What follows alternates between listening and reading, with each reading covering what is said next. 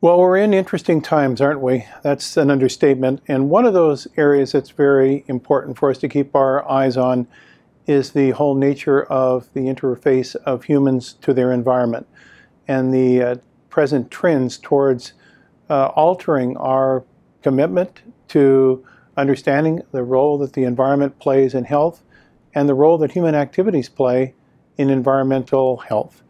And as you probably know, there was a recent act published and passed, the Honest and Open New EPA Science Treatment Act, HONEST Act, which is an interesting acronym. And in fact, there is an editorial that just appeared in what is arguably considered one of the top science journals in the United States, Science Magazine, June 9th, 2017, in which the title of this editorial is The Dishonest Honest Act. And why is it considered dishonest? Because David Michaels, a professor at the Department of Environmental and Occupational Medicine at George Washington University, and Harold Burke, who is the Jacob and Irene Fabricant Professor and Chair in Health, Risk, and Society at Johns Hopkins, have both been describing the fact that this so-called Honest Act is deregulating environmental protection in such a way as we are putting ourselves in jeopardy as it pertains to air, water, environment, and the nature of how that interfaces on human health. And therefore, what we might be doing is gaining an economic short-term advantage by the deregulation, only to have a much longer-term disadvantage as it pertains to the release of kind of the progress that we've made and the relinquishing of this progress as it pertains to environmental quality and reduction of exposure of humans to environmental toxicants and how that interrelates with exposure to all other living organisms as well. And so they go on to say, if the Honest Act becomes law, it will embolden attempts to dictate science and delay decisions at the federal, state, and local agencies. The community must make it clear that this act, which is a threat to the health and the environment, is an unnecessary and burdensome political intrusion into the scientific enterprises and takes away the science of the environment away from decision making. Really a serious and troublesome concern. That then leads to another interesting editorial that I think follows the same theme. We've heard that there is a trend towards wanting to move us back into the coal economy, C-O-A-L economy, which may also be the cold economy too, in that we have felt that maybe coal is a way of re-energizing the economy and putting people back to work. And one of the arguments that's been made for this is what happened to the so-called Rust Belt of the United States, say western Pennsylvania, Pittsburgh area, when we lost the steel-producing industries and we lost a lot of the coal-supported production of steel, and that led to the downturn in the economy and putting people out of work in western Pennsylvania. And this has been used as an example of what happens when we roll back certain things in industry and we impose certain environmental regulations.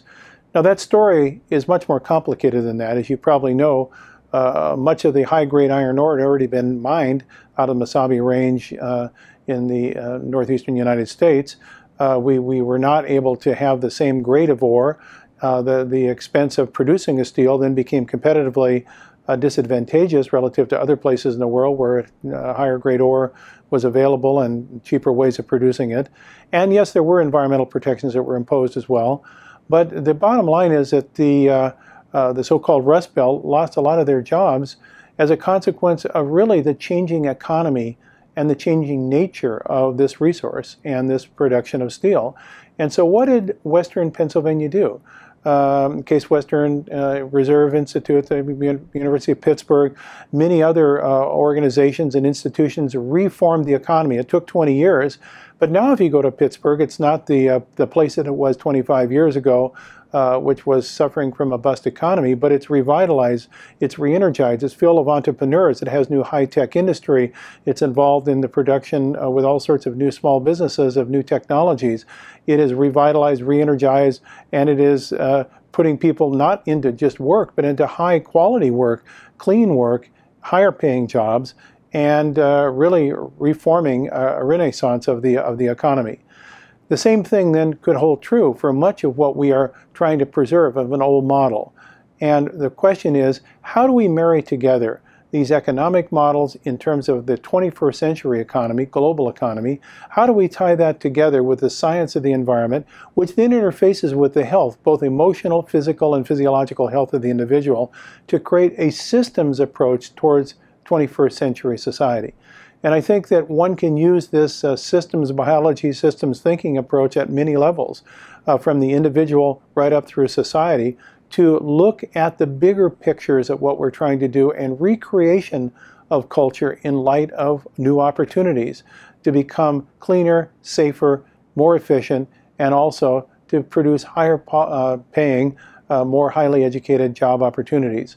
So this is all described in this interesting editorial Patrick Gallagher, the chancellor of the University of Pittsburgh, wrote, entitled Pittsburgh Myth, Paris Reality. And he's talking about the Paris Accords and that we're now moving away from the joining into the climate global warming accord, and that now we're going back into carbon dioxide emissions over alles, and that how do we feel that this is in support of long-term population biology and population health, and is it really realistic to think that these abandoning our commitment to the Accord, the Paris Accord, is really going to be in the best interest of our country?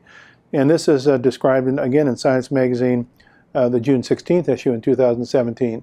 So again, I believe that when we start thinking in a systems way, be it either systems biology, system economics, system as it relates to the regulating and understanding the progress and evolution of human culture, that we come to much more intelligent decisions about how to manage the future than looking at individual piece parts and trying to treat individual things one at a time in isolation.